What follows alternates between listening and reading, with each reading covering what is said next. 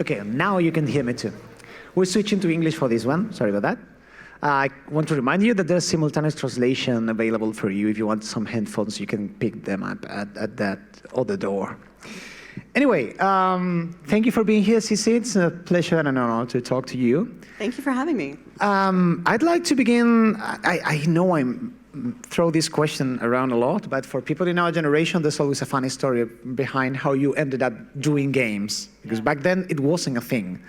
So what were you doing and how did you end doing games? I've heard it was such a, quite the big change for your life. Yeah, it was stupid luck. I have a degree in business and Spanish, actually. Hablo un poco de español. I was working in the Silicon Valley for people who had a lot more money than I do. And I was desperately unhappy. And I started talking with my husband about my dream job.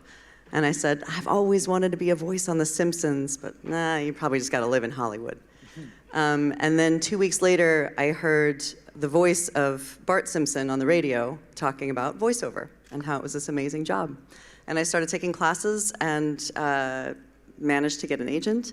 And my first job as a voice actor was Katya in The Walking Dead. Which is like landing an Oscar for your first gig. I mean, it was a hell of an entry. All of a sudden, it was like, oh, they're all going to be like this, right? They are not all like that. But, yeah.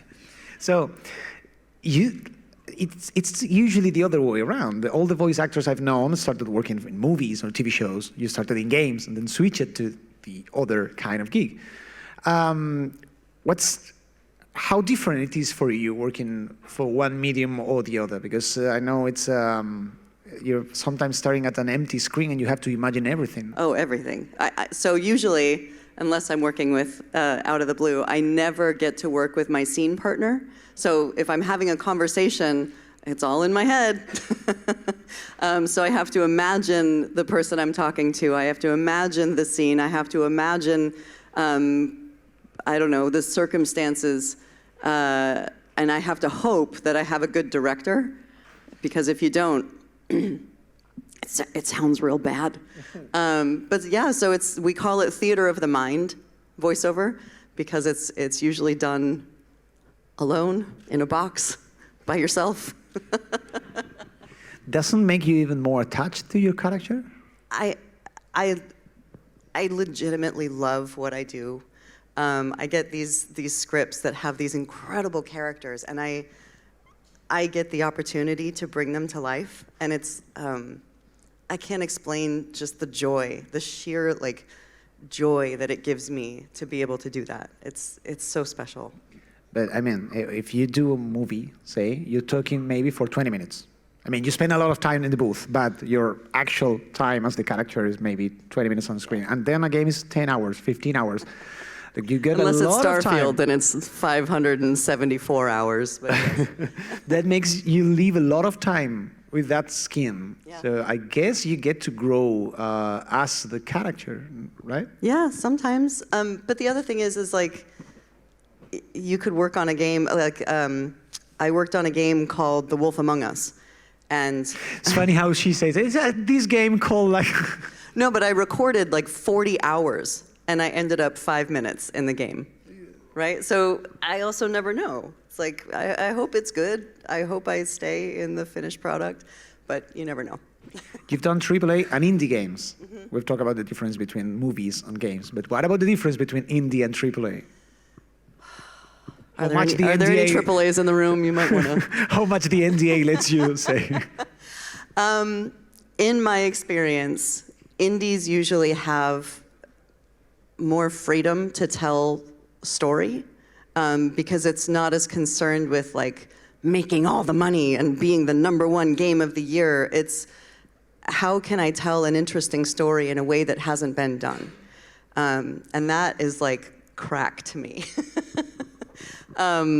AAAs are fun, they're interesting, but there's so many people involved and everybody has an opinion and everybody wants to have, you know, their stamp on the project when it goes out into the world. So it's also making sure that the people who are writing the checks are happy with what you've done.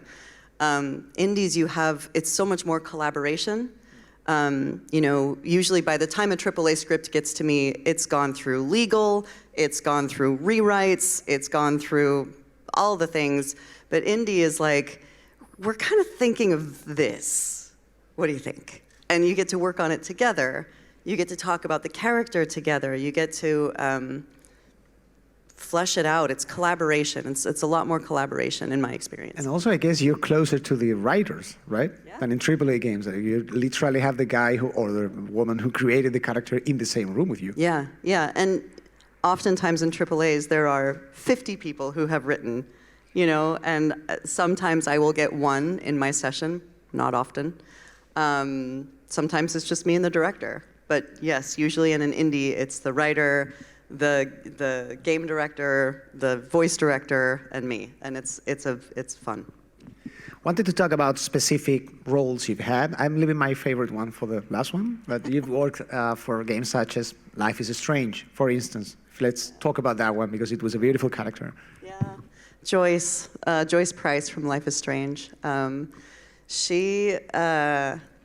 She's a woman who had a very hard life and had a daughter who was kind of an asshole.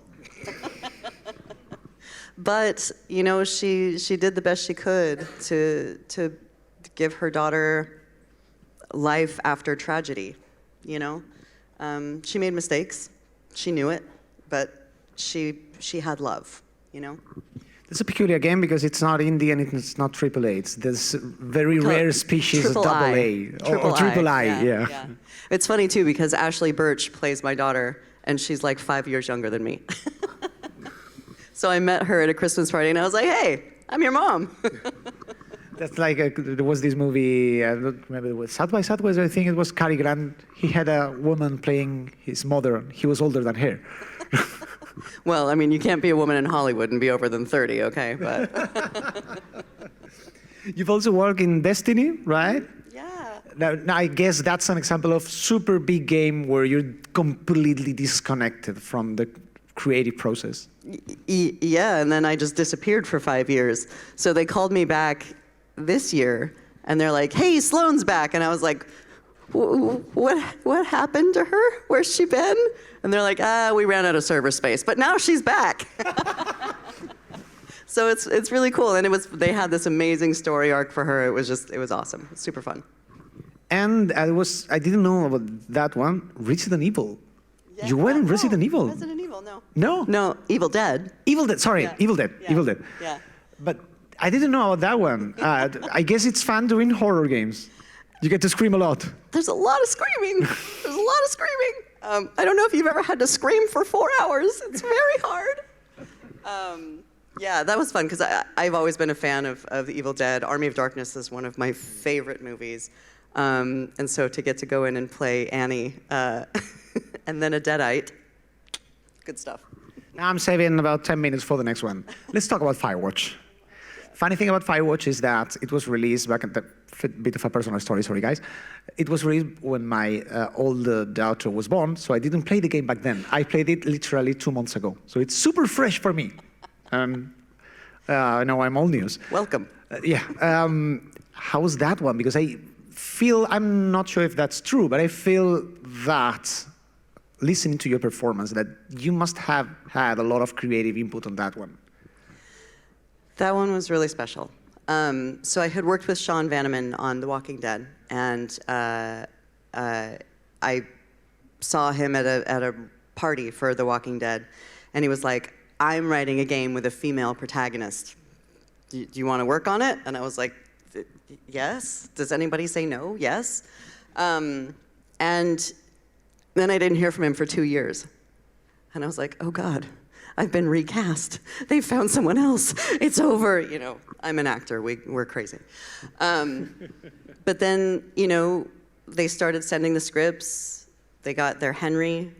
They decided they wanted Henry and I to record together. So I was in my home studio. He was in his home studio. And we basically did a Skype call with Sean. And we had conversations for hours. That was one of the things. It felt probably one of the most, if not the most natural what's the word in English? Well, voiceover works I've ever had in a video game. It really felt like you were talking to another human being or listening Because I to another was. human being. I was. Which is why when we worked on, American Arcadia and Call of the Sea, they had us do joint recording sessions because it gives that feeling that you're actually talking to another living, breathing person and not just, in a box by yourself. Yeah, because sometimes voiceover in video games is like you're shooting people and then suddenly, oh, by the way, like the voice springs out of the blue. But also, I mean, if you think about a conversation, like if I say to you, how are you doing? You're gonna respond differently than, how are you doing? Or, how are you doing? Right? And so being able to have that back and forth with somebody, it gives it life. It just gives it life. It was also a role very subtle, filled with these small details that somehow revealed without saying anything. I mean, you have to imagine the woman and her actual life. I think it was presented in a very clever way. The fact that it's not a character you're seeing, you're talking to her over a walkie-talkie, made the whole interaction even more real. That's my favorite part. Because you have to decide how you, player, feel about this person based on her conversation. Not what she looks like, not, do you like the color of her hair or the, I don't know, whatever. It's how she makes you feel, which is so special, because especially in games, like, listen, usually you see a woman in games and there's a very stereotypical way that women in games look. And so to not be bound by that was so beautiful. It remains one of my favorite things about that game. And there's also two things that I think the game delivers very well. One is you get to feel that you really know her. Yeah. As a player. It's like, of course, I've not been living in the middle of nowhere for 4 months talking to this woman, but somehow I feel like I know her. I know it's a fictional character, but it feels like that. Yeah. And that delivers the final blow of not meeting her. Spoilers! It was released 5 years ago, come on. If you haven't played it, you don't deserve it. I mean, it's a low blow, that one, and it's really painful, and you feel it. You feel for the character. Sorry. I actually got hate mail from that. I got hate mail. That's game for you. Somebody wrote me a letter calling me a effing C-bomb. I mean, I got woo, and I was like, I'm the dancing monkey. Somebody wrote words, and I was like, bleep blop. It hit people real hard, and it was funny. That was actually the second ending that we recorded. So the first ending that we recorded, about 2/3 of the way through the game, Delilah basically says, "You're fucking crazy, leave me alone, I never want to talk to you again." And she goes silent. And then you have to play the rest of the game as Henry by yourself, wandering through a burning forest. And they came back after playtesting, the importance of playtesting, and they were like, "It doesn't work. It doesn't work. We have to have Delilah." And I was like, "Oh, that sucks." And so we re-recorded it, and I remember in those sessions being like, "Ooh, people are gonna hate this," but it got people talking. I loved hating it. Yeah. I mean, I was kind of expecting it, but even though you're expecting, the magician to do the trick, Yeah. it still surprises you. We get so used to being gratified in entertainment. The guy gets the girl, the story has a happy ending, but life does not always have a happy ending. You don't always get we always say, the big red ribbon, right? The perfect ending. You don't always get that. And so, I talked with Sean Vanneman, and I was like, "What? Why? Why?"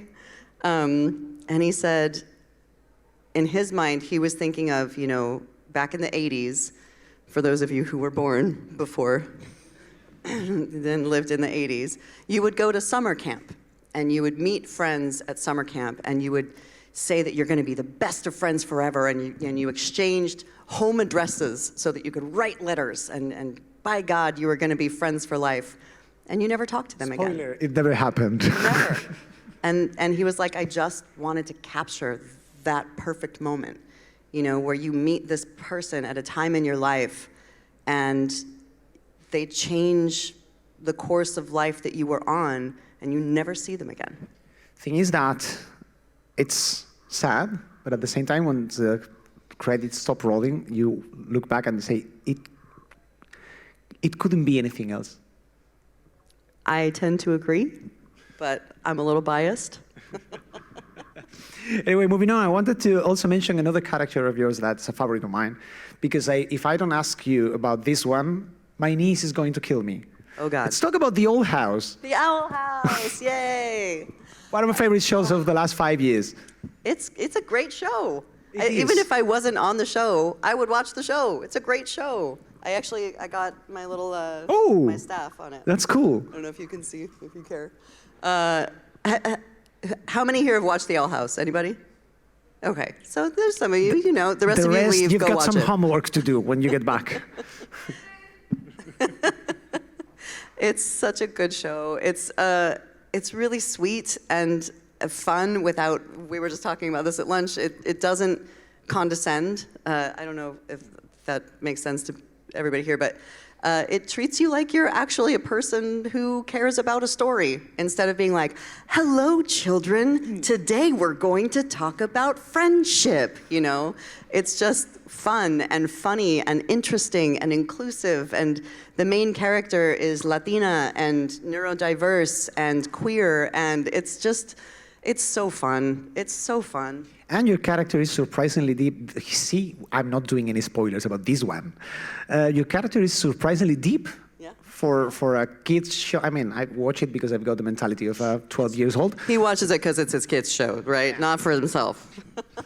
It's surprising how it starts as an adventure show and it goes layers and layers and layers upon layers. Yeah. I mean, we get people at conventions, our fans are like 6 years old to like 50. The span is insane, but everybody loves it. It's just a really well done show. Let's land back on Earth, on the real world. I want to tackle two different things from your professional point of view. First one, this crowd is mostly made of games developers. So let's say one of these guys want to hire you or some other voice actor. What should they take into account as gaming developers so they make the most out of having a voice actor on board? Understand that actors want to work with you. They want to tell your stories. So give us the opportunity to know the story that we're telling. So often we get scripts and it's just like the scene that we're in and that's it. And that's really hard. Like, is this in space? Am I an elf? Am I, like, what's happening, you know? Give us information, talk with us. If you aren't quite sure if a scene works, let's play. Let us read it with you. Let us, do a table read and talk it out. The more you share with us, the more we will love you forever. And also, that's I would say a creative point of view, from a more pragmatic point of view, how to make your life easier. Yeah. I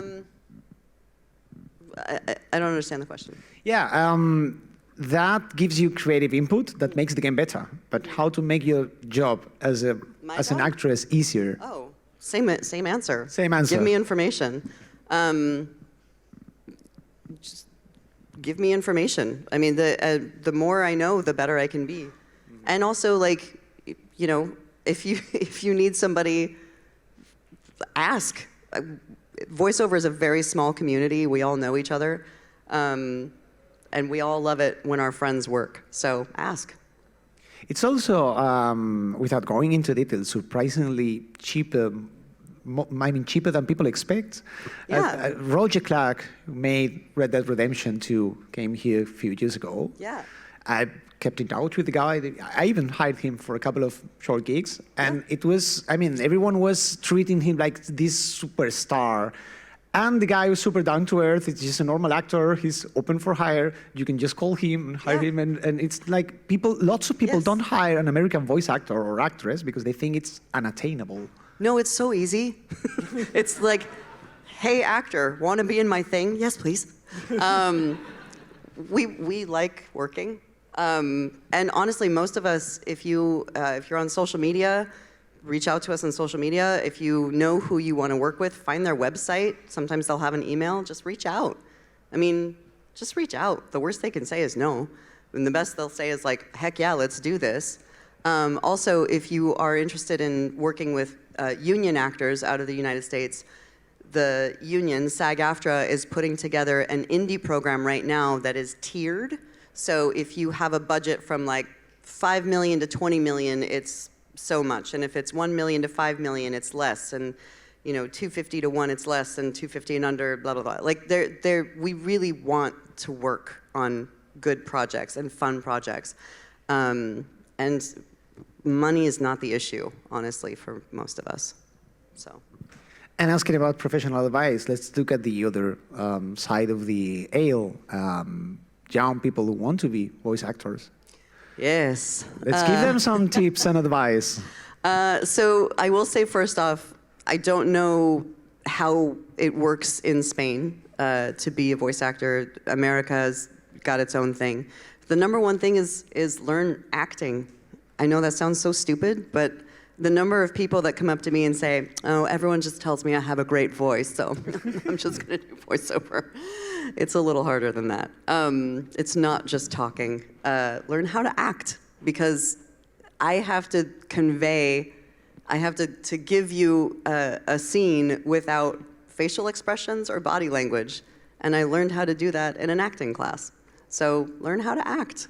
And then find people that you admire that are maybe in Spain or not, I don't know, and see what they do. Come to things like this, talk with people who are making projects and ask if you can be a small part, or make your own projects and be a small part, because that's easy to do. Just make your own game. It's fine. It's so easy.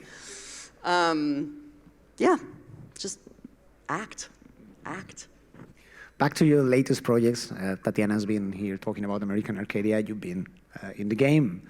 Let's talk a little bit about that one now, without spoilers, because that's a recent one. How's your role there? So many spoilers. Well, listen, I'm a villain, which at this point I just feel like is typecasting. I'm always the villain. It was such a fun game. It's so surprising. When they told me what was going to happen, my jaw hit the ground. What? It's such a fun game. And again, they had Yuri Lowenthal, who's Spider-Man. Freaking Spider-Man is in American Arcadia, okay? And Kritzia Bajos, who is about to just explode. She's got some very big roles coming out. But we got to record together when we could, and it was so fun. And working with, Alfredo, who's the writer, and of course Tatiana and Manu, and the whole team is just incredible human beings and so talented.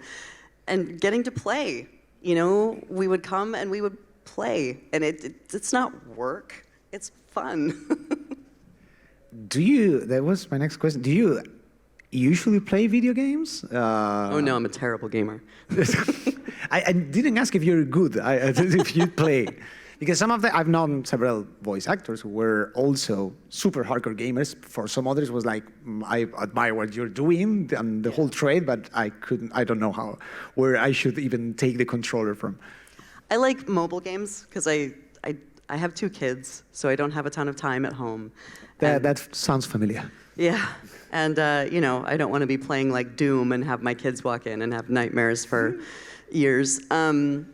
But I play mobile games, and the other problem is I learned to play Super Mario Brothers way back when with the flat controller, but I learned to play like this because you could jump and his little feet would still run. It was amazing. But then when the new controllers came out and it was all thumbs, I panicked. Okay, that answered my question. Do you miss, because you do have some TV work, but No? Really, any Not TV much, work that I've right? done is all voiceover. Do you wish that's something that you would do at some point? Physical No. acting? No. No, really? Because voiceover doesn't matter what I look like. If I do a believable character, I've done my job. On camera, I have to look a certain way, I have to weigh a certain amount, I have to dress a certain way. I don't want that. Listen, if the Firewatch movie gets made, who knows if it will, and they say like, hey, we want you to play a waitress in a thing. Okay, sure, great. But I'm not gonna go audition for on camera. I don't want it. It's funny because everyone tends to think that voice actors are. I did voice acting because I have a beautiful voice, you know. Or I would like to do movies, but I just get hired as a voice actor. Every single voice actor I've met say, "No, I don't want to be in front of a camera. I'm happy doing this." No, and in fact, all the celebrities now are starting to do voiceover, and we're like, go away. Yeah. Before we move on, I wanted to open the mic and see if any of the people in the crowd want to make any questions. If not, this one here. Move on to the. Okay. Podéis hacer la pregunta en español y yo traduzco o ella entiende. Ella habla español, de hecho, pero. Tienes. Double duty. I was wondering, do they give you the description of the character when you make it, when you're acting? Do you know how the character looks like? Never. Never. Never. So you improvise. You don't know how he looks like. You improvise it all. They, out of the blue, gave me a character, like a mood board, and what the character was going to look like. Otherwise, never, ever, ever, ever, never. So you don't know if. Well, I suppose they tell you if you have to make something, or, for example, if the character has a certain way of saying things or something like that, but in other ways, you don't know anything about the character. Nope, nope. Sometimes for animation, like cartoons, they'll say, oh, the character has, you know, fuck teeth, and so you have to talk with fuck teeth, right? Something like that. Or, you know, they're very tall and they move very slowly. But no, in terms of what the character looks like, especially for games, never. It's a great question, though. I would love it. I would love it more than anything. But yeah, we never get it. Okay. Actually, I'm going that way in a second. As Tatiana pointed out before, in some cases, especially in indie games, your acting actually affects the design and how puzzles are calculated and how the pacing is calculated and how the character is. That's actually why I look so much like Nora. No, I'm kidding. Okay, just a second. Thank you. Thank you for coming. It's great to hear about your experience. You said before that when you start a record, you hope to have a good director, acting director. And I would like to ask you to tell me something that you appreciate from a director and a voiceover director, because I would love to work with voiceover actors and actresses in the future. I would like to know. That's a great question. Honestly, the most important part is to know what's happening. Sometimes I've had directors come and just be like, just say the line, next, next, next. But the director that we work with all the time on Call of the Sea and American Arcadia, and another game that I don't know if I can talk about. Can I talk about your game? Eriman, from the team back there. He knows what's happening in the story. He knows the scene that we're recording. If the other actors have already recorded, he knows how they delivered their lines, so how I can respond. He also knows the right tone that they want, that the game developers want, and he can help me understand that without line reading. Do you know line reading? So line reading is like, if the line is, oh my God, the world is ending. My job as an actor, the way I work, is I will give you 3 in a row. Oh my God, the world is ending. Oh my God, the world is ending. Oh my God, the world is ending. A line read is, no, no, no, no, no. It goes like this. Oh my God, the world is ending. Do it like that, right? A good director will never do that. A good director will say, can you be a little more flat? Can you, I don't know, maybe be a little bit bored? Oh my God, the world is ending. And it gives me room to explore and play. Because a line read just gives you the performance the director would do, not what the actor would do. So why am I there? But most importantly, understanding the scene, knowing the game, and knowing the context is the most important that I get from my directors. Great question. Thank you very much. Hi. Hi. I'm just gonna stand up. Okay, so first off, I do love your voice, so big fan. I've been told I should do voiceover. Maybe you should try it. Okay, so it's actually a bit of a more personal question because I was wondering if there's any special lessons you've ever learned of characters you've played. Lessons I learned from characters I played? Yeah. Oh, God. Don't curse your sister.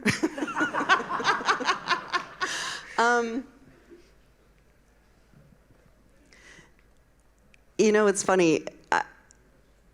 Every job gives me something. And I think at the end, I just take gratitude every time. You know, it could be something like, you know, I don't know. Don't scream so loud, you'll break your... But at the end of the day, it's like, I get to do this weird dream job, and I get paid for it somehow. And I just take gratitude. I know that's probably not the answer you're looking for, but that's the truth. That's plenty. Thank you very much. Thank you. Now let me walk the whole way around the room. Just a second. Getting your steps in, come on. Now people wonder why I am so thin.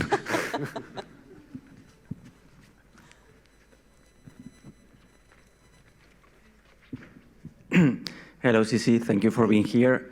I wanted to ask you about your T-shirt.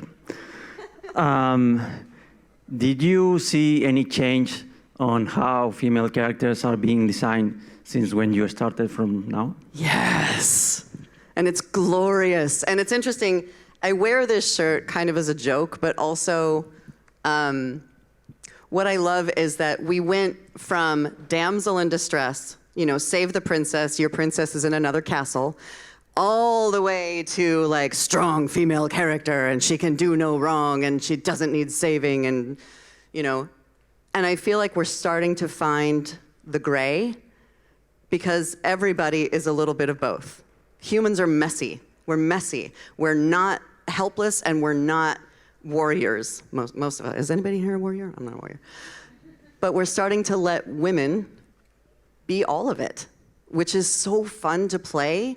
You know, getting to do something like Vivian in American Arcadia, and if you haven't played it, please, for the love of all that is holy, it's such a good game.